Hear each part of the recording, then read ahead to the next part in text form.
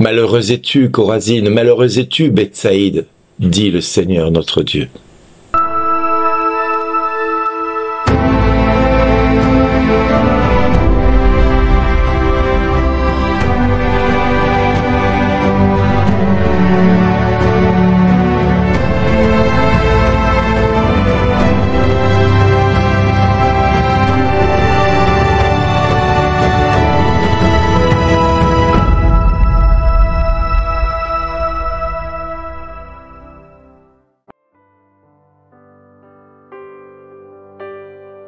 Bonjour les amis, Jésus va gronder deux villes de Galilée, Chorazine et Bethsaïde, à cause de leur manque de foi. Malheureux es-tu, Chorazine, malheureux es-tu, Bethsaïde.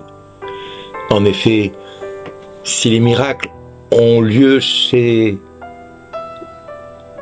eux, avaient eu lieu dans les villes de Tyr et Sidon, ces gens se seraient convertis. Mais Jésus témoigne en faveur de ces villes phéniciennes, Tyr et Sidon. Elles auraient fait pénitence avec une grande humilité, elles se seraient converties, elles auraient pu reconnaître et voir les merveilles de Dieu manifestées en Jésus-Christ. Seulement personne, quelque part, n'accepte de se faire gronder, et surtout pas par le Fils de Dieu. Non, le Fils de Dieu doit rester à sa place. Il ne doit pas nous déranger dans notre confort du quotidien. Il doit être particulièrement douloureux de se faire réprimander par le Christ à cette époque. Lui qui aime d'un cœur infiniment miséricordieux le monde et sa population, lui qui va livrer gratuitement sa vie pour nous racheter de nos péchés. Simplement, il n'y a pas d'excuse, il n'y a pas d'immunité ou de carton blanc pour quiconque entend la vérité et ne se convertit pas.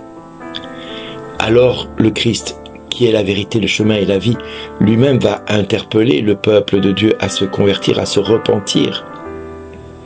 C'est à notre tour, aujourd'hui, quand nous entendons « malheureuse es-tu, dire à notre âme avec humilité et responsabilité « Dieu t'appelle à te convertir.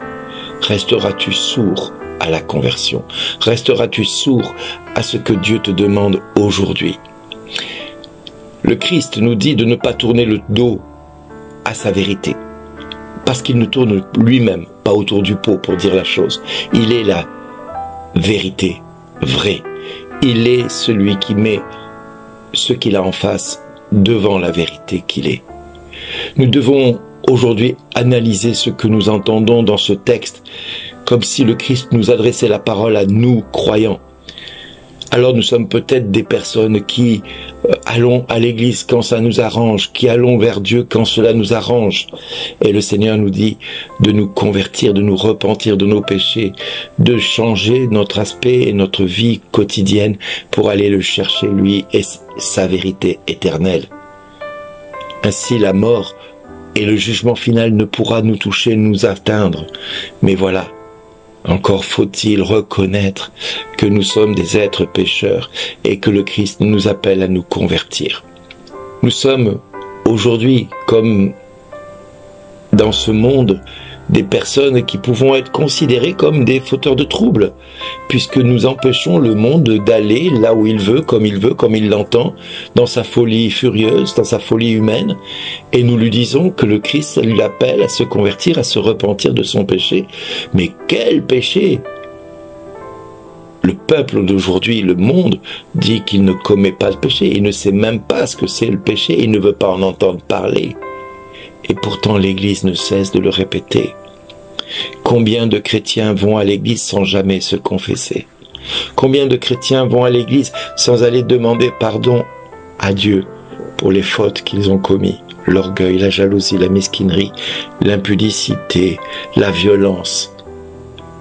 Combien de personnes ne vont pas se confesser de ne pas avoir protégé l'être aimé, l'être chéri, et l'avons laissé soumis à la violence d'un tel ou d'une telle, plutôt que de s'interposer pour protéger cette âme ou ce cœur que nous disons aimer.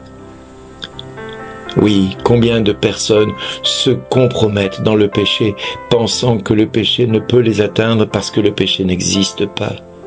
Ils se sont convaincus, auto-convaincus que le péché n'est pas dans ce monde. C'est une histoire religieuse que l'Église veut nous faire croire et nous faire entendre pour que nous soyons à sa botte et soumis à sa botte. Mais le péché existe bien et le Christ ne cesse de le dire et son attitude toute intérieure ne cesse de manifester cette volonté pour que le peuple puisse venir comme une brebis perdue, chercher la vérité. Oui, nous sommes pour la plupart des chrétiens qui nous conformons à l'esprit du monde plutôt que d'être conformés à la parole de Dieu qui nous appelle à la conversion. Ne fuyons pas notre devoir de fils et de filles de Dieu qui doit être tourné vers la charité, c'est-à-dire tout ce que vous faites au plus petit d'entre les miens, c'est à moi que vous le faites, dit Jésus, et au quelque part, nous avons cette responsabilité du témoignage envers ceux qui nous entourent en disant « il est temps que tu te convertisses, il est temps que tu te repentes ». Seulement quand nous entendons « malheureuse es-tu, Chorazine, malheureuse es-tu, Bethsaïde », cela me fait penser à toutes nos villes, tous nos quartiers, tous nos endroits où nous habitons, nos immeubles, nos communes, nos villages, qui n'entendent pas que Jésus les appelle à se convertir. Parce que le chrétien se tait, parce que le chrétien que nous sommes, n'osons ouvrir la bouche pour dire « il est temps de vous convertir, il est minuit moins une, il est minuit moins une ». Jésus vient bientôt chercher son église. Et que diras-tu au Seigneur qui te dira « Arrière de moi, Satan, je ne vous connais pas, car j'avais faim et vous m'avez pas donné à manger. J'avais soif et vous m'avez pas donné à boire. J'étais nu et vous m'avez pas vêtu. J'étais malade et vous m'avez pas soigné. J'étais en prison et vous m'avez pas visité. J'étais seul et vous ne m'avez pas accueilli. Malheureuse es-tu, Chorazine, malheureuse es-tu, Bethsaïde, toi qui refuses d'entendre que le Seigneur t'appelle à avoir un cœur pour tous et d'être tout à tous, sans discontinuité de charité, d'amour et de bienveillance. Alors, nous ne pouvons pas nous endormir sur nos lauriers, nous accommoder afin d'être entendus de tous, mais au contraire, nous devons demander la grâce d'être des instruments de choix pour le Saint-Esprit qui sollicite notre participation pleine et entière pour se situer pleinement au cœur de chaque homme et de chaque femme qui a besoin d'entendre la vérité de Dieu. L'homme a un cœur lourd et endurci, une nuque raide, et il faut que Dieu donne à cet homme un cœur nouveau. Allons voir nos villages et nos villes et nos campagnes. Allons tourner notre regard vers eux et demandons à Dieu de venir se manifester dans leur vie. Intercédons en sa faveur. Intercédons en faveur de nos villes et de nos campagnes. Intercédons en faveur de ceux qui habitent à côté de nous. Et pourquoi pas un mari, une épouse, un enfant?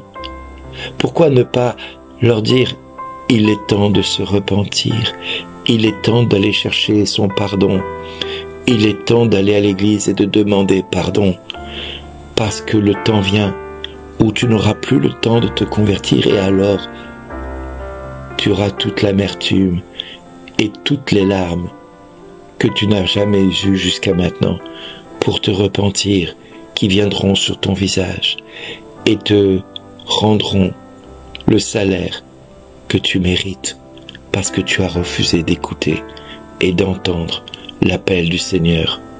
Mes amis, je prie le Père que vous ayez la grâce de dire à ceux qui vous entourent, aujourd'hui, il est le temps de se convertir. Alors Dieu pourra vous dire, merci d'exister, merci d'avoir entendu l'appel que je lance au monde. Merci d'avoir répondu présent. Ne restons pas sourds à ce merci d'exister et répondons favorablement à l'appel à la repentance pendant qu'il est temps. Amen.